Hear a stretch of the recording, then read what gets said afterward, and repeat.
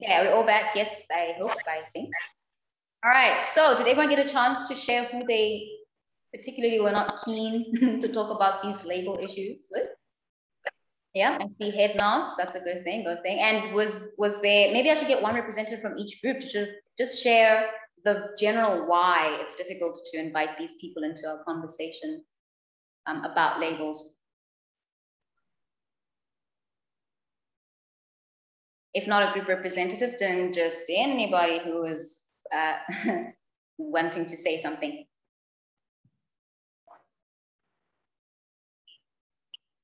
Sizwe? Huh? Oh, I saw you unmute yourself, so I was like, are you taking the floor? No, I was playing with my phone, but okay. Well, you're on now, so you might as well just spread the love. Let's hear what was being discussed, either by yourself or the group in general.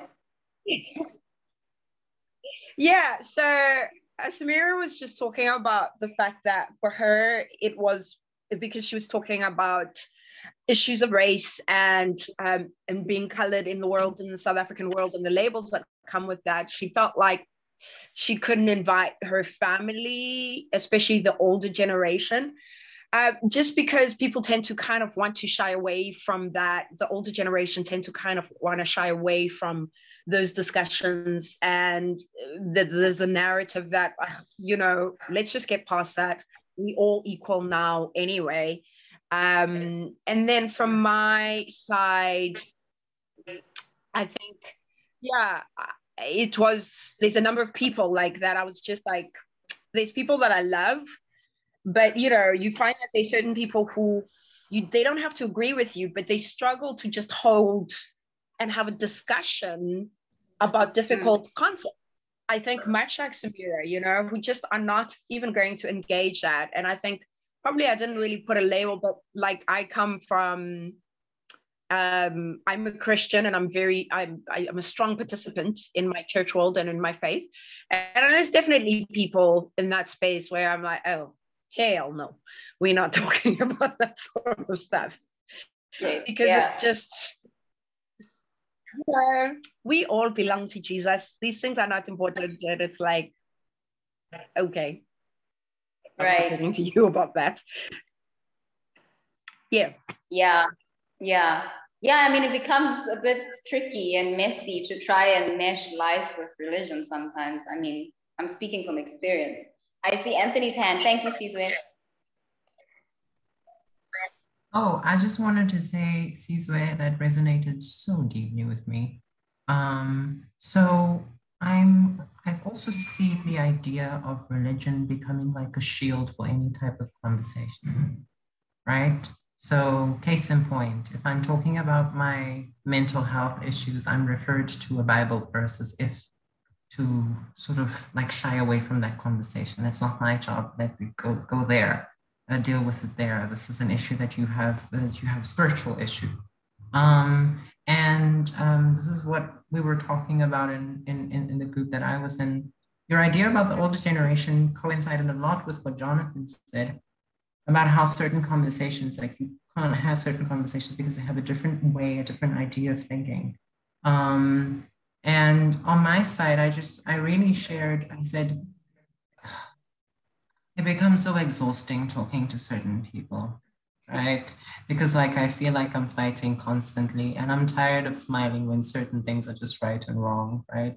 Sometimes it's just not about compromise. It's just about values and things that are right or wrong. So I asked Ninka and I said to her, how would you feel if I, as a Black man, told you what it means to be a woman in this space and told you how your body should work and whether you can have an abortion or not? And I put that into law. And I said, okay, all the women in the world are not to have abortions because that's wrong. Who am I to say that? Where do I even get the standing to start that conversation? I chose that example intentionally because that's what's going on in certain parts of the world. But yeah, and so I simply said there are certain people who I would rather not have a conversation with because I know the extent of the betrayal that comes out of their mouths, the violence that comes out of their mouths. And I'm tired of going through that war and that collateral damage in an effort to somehow change the individual, to somehow be that martyr for the cause, or that advocate or the activist for the cause. I think martyr is the right word, because people actually like lose themselves sometimes in this battle, right? My fear is that it's not just about the conversation, because some of these people's conversations make decisions and then it has effects on people. So if we were just having a conversation, that would be great.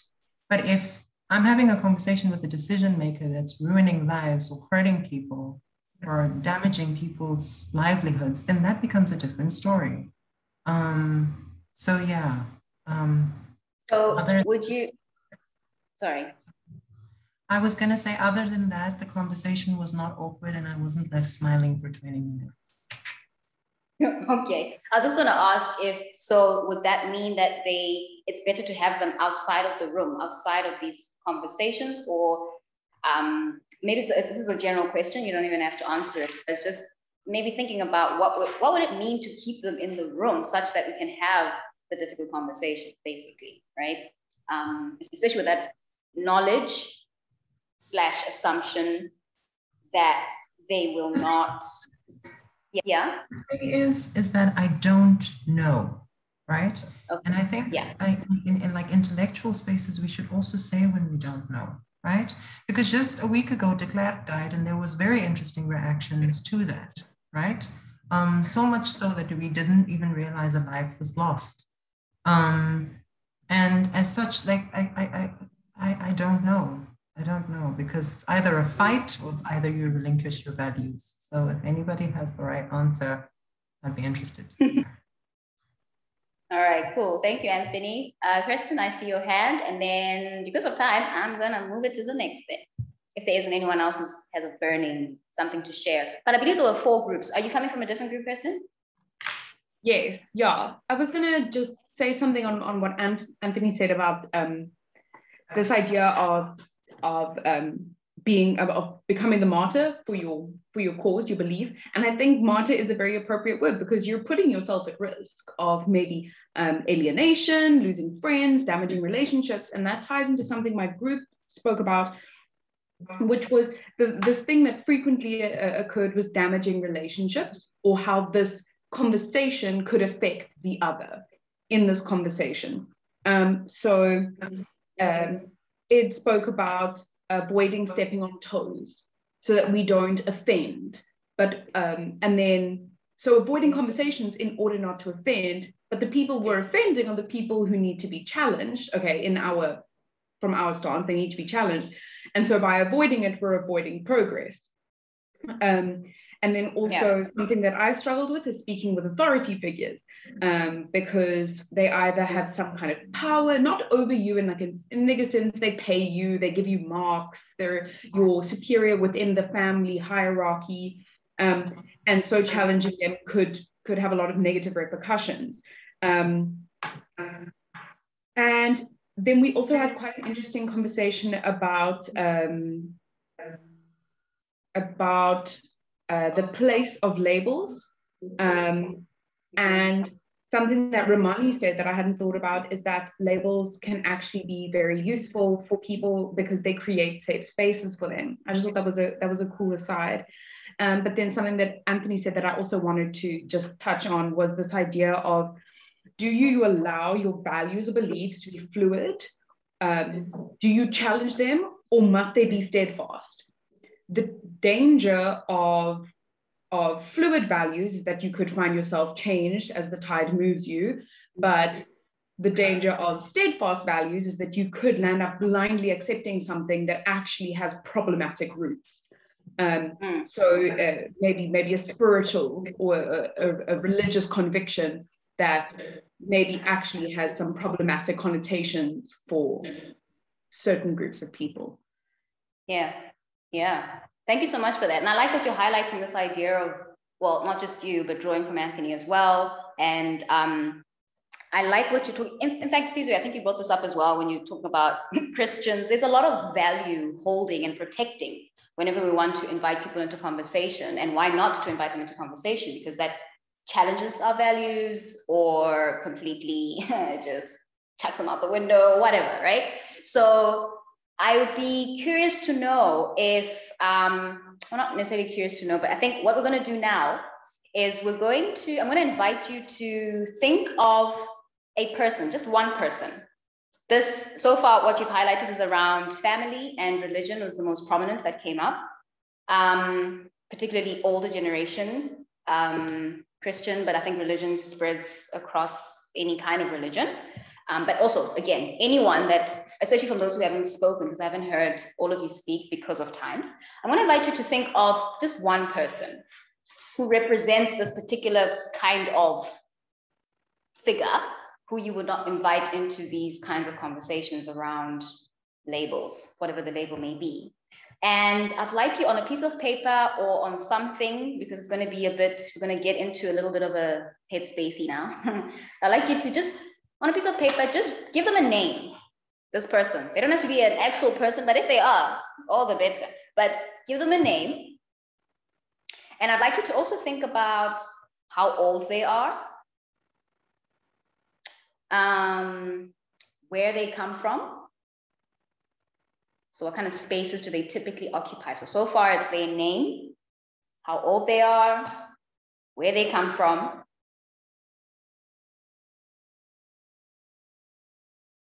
And then we're going to break you up into another focus group or another breakout room. Except I'd like us to think about this breakout room as an opportunity for this person to have a conversation with other persons who were not invited into this conversation. So essentially what I'm asking you to do is to step into the shoes of this person that you've identified as, I'm going to call this one Dimpo, for instance. Dimpo is a very religious girl who actually is pro-life, let's say, or pro old school gender roles, so male and female. And she believes that that's the way things should be. But now Dimpo is going to step up into this, let's call it a community hall. So I'm going to break you up into the breakout rooms, and you're going to step into the community hall, and you're going to meet different people. So Dimpo will be meeting someone else, and someone else will be meeting someone else. And we're going to have a conversation about what their opinion is about whatever labels they're being asked to think about. Is that clear? I put it in the chat file. Oh, great. Mariki has put it into the chat, right? So essentially what you're doing is you're going to step for just about 30 minutes. Try and just sort of suspend yourself from the situation and block yourself into the shoes of either a Christian or an older or white male or whatever you decide. And yeah, you're going to have this conversation around what you think. Like, what are your opinions about these label stuff?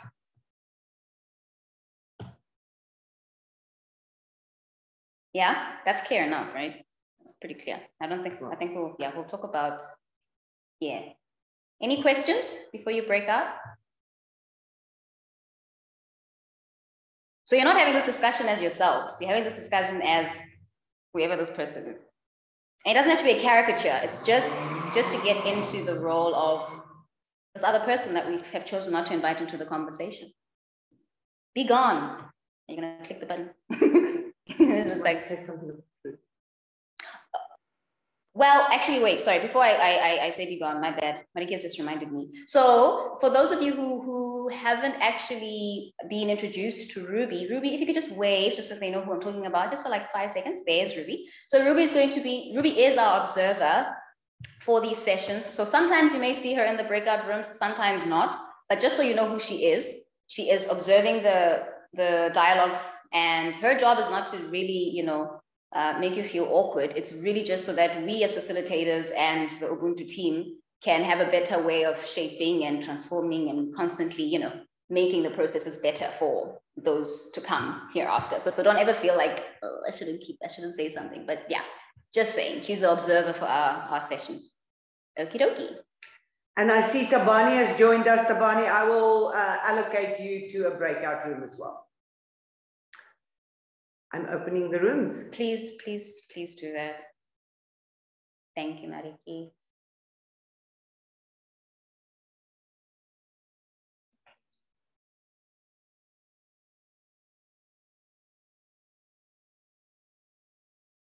Or what are their opinion about labels?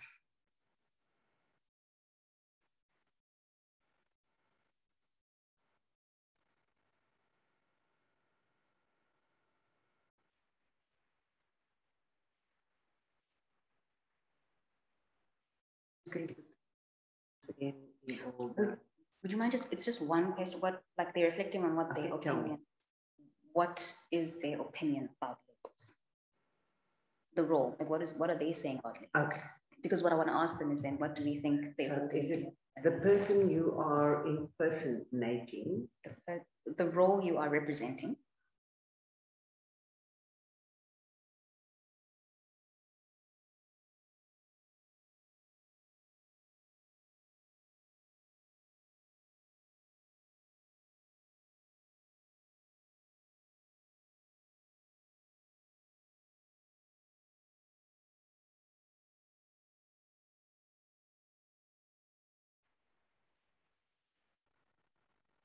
I'm closing.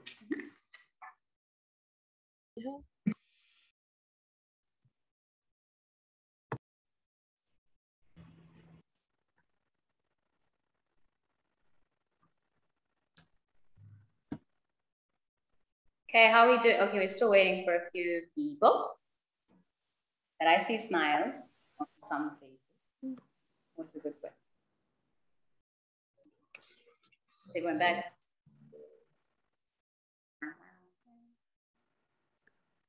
All right, feedback. What was that like? What happened?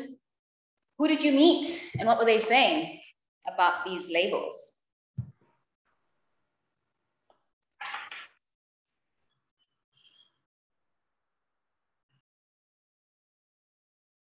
We look smaller. Have we lost a few people? They're still coming in.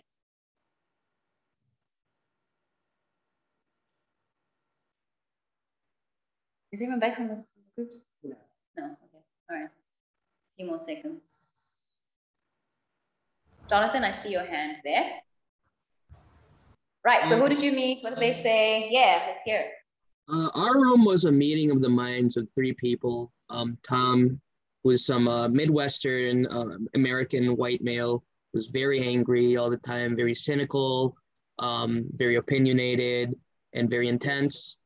We also had Anthony, another of the personas that were there, a straight black male who's very traditionalistic, very misogynistic, sort of like very refers to the Bible, loves like sort of like traditional orders and stuff, but has had to deal with a lot of issues at the workplace, and in turn like internalizes a lot of like the power structures that have like kind of screwed him over, and in turn like has reveled in the power structures that benefit him more domestically.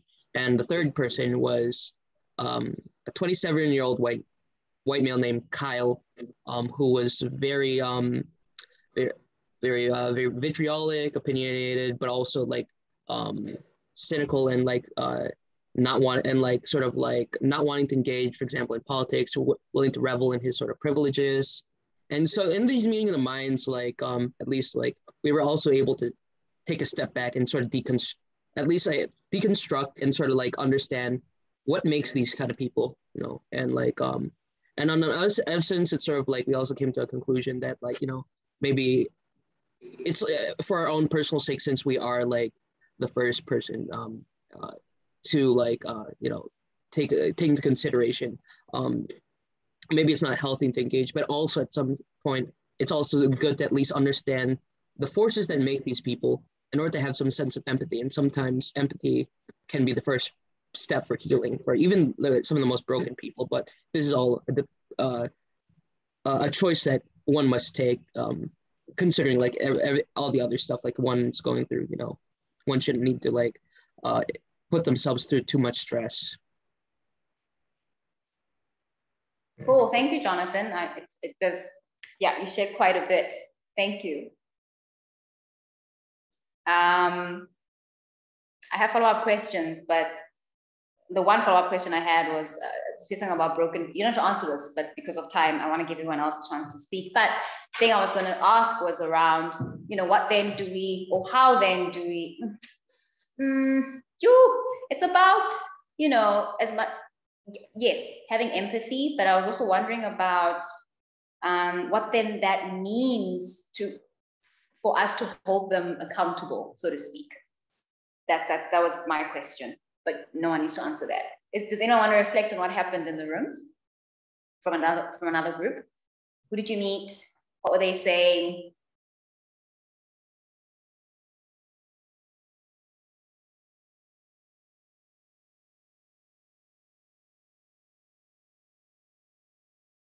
If I call your name, it's not because I want you to speak. I'm just making you aware that you haven't said anything today, and maybe you want to be inspired to say something, aka Pearl or Delisha, I think, or Hermione. I don't know. Siko Caleb. Anybody? Alex, I see you there. Ninka.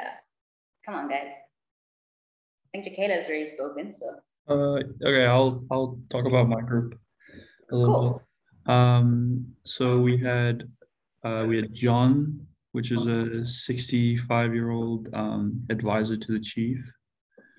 We had Samuel, who was a young boy who was kind of basing their opinions off like what their parents thought, and I was like, it's like a little white boy that how do you say, like, kind of made fun of the opinions that somebody would have.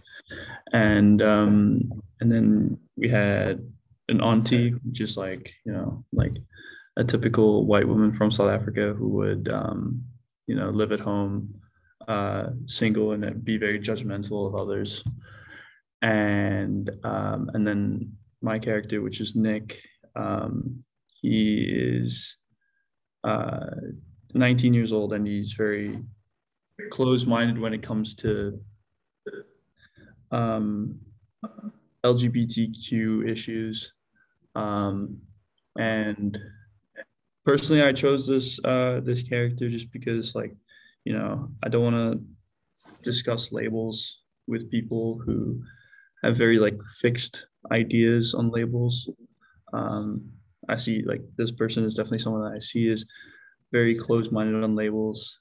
And I think we all chose characters that were very similar in that way, that we all had have closed-minded and fixed ideas on the labels.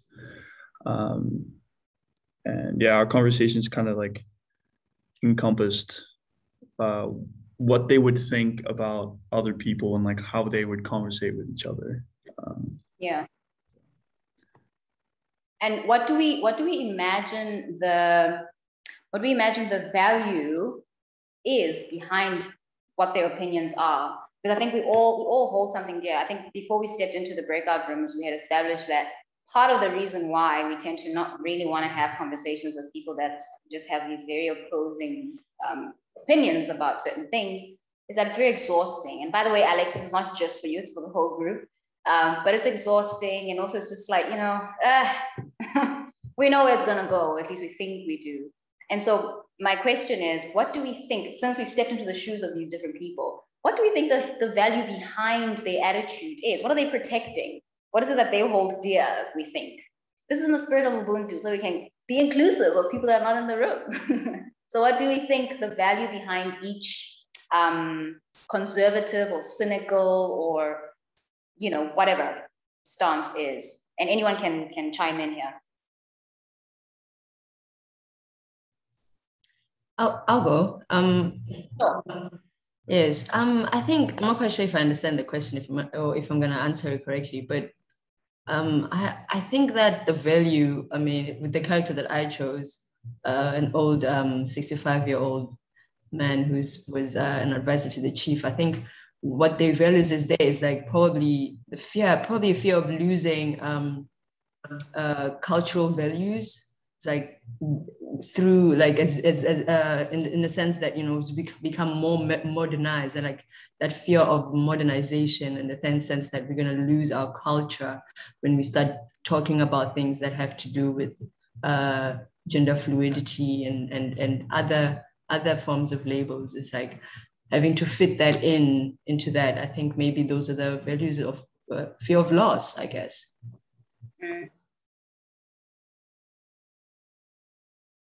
Anybody else? Thank you, Pearl.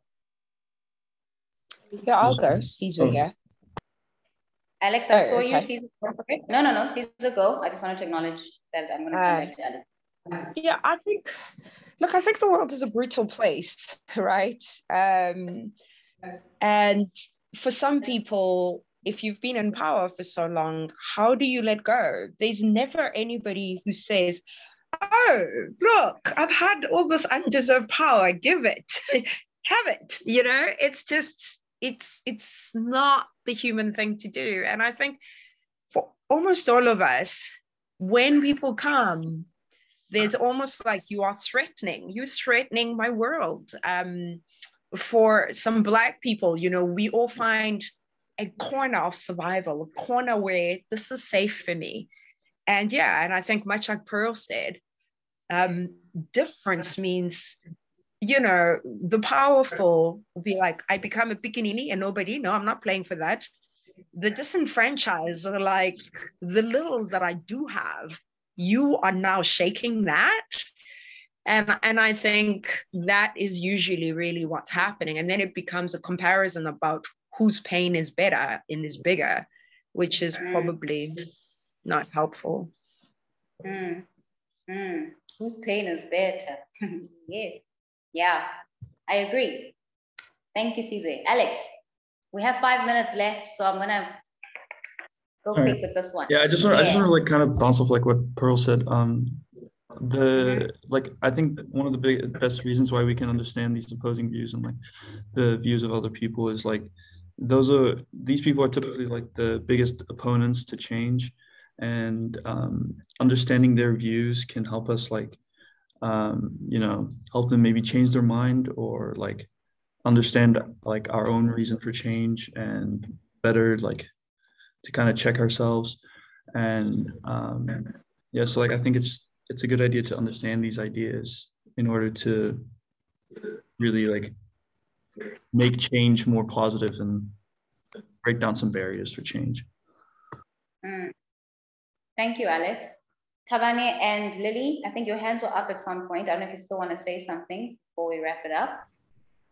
Yes, I think what I've observed is that with some of these things, they offer, for instance, someone who's resistant to change, right, is often feeling somewhat insecure. And I use insecure very deliberately because once you feel a sense of destabilization, right, or as if your safety is compromised, or whatever position you held in society you will no longer hold, or you now need to conform to someone else's metrics and they're going to introduce a whole new thing, and you can easily grow that in your head, right, and create this whole new world about how life is going to be different now if you use a different pronoun, right, or how destabilized your life is going to be if you conform to whatever is being said. So I think a lot of it is around security, a lot of it is around stability, and I think there's also some the sense of significance there as well. Perhaps you feel less significant when other narratives, other stories are being centered. You feel like you're being pushed to the back. Those are just some of my thoughts. Thank you, Tawana. Yeah.